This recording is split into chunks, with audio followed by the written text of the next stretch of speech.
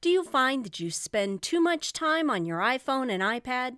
Or perhaps you aren't really sure how much time you actually spend on these devices? The Screen Time feature provides time management tools as well as providing usage reports to keep you informed. I have already customized my screen time settings to include downtime and app limits. If you set up downtime, which is a time period in which you want to prevent yourself or your child from using devices, then a few minutes before your downtime starts, you will receive a notification. As well, if you set app limits, you will be notified when they are about to be reached.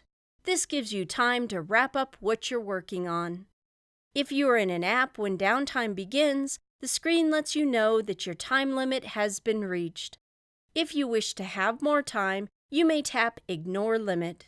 However, your screen time report will display that you were active during downtime or after your app limit was reached. For children, their parents will have to enter a passcode to allow more time. I'll tap 15 more minutes. Let's return to the home screen. Once downtime begins, you will notice apps that are included in your downtime setting will be grayed out and an hourglass displayed. Likewise, when an app has reached the time limit you set for the day, the app will be grayed out as well.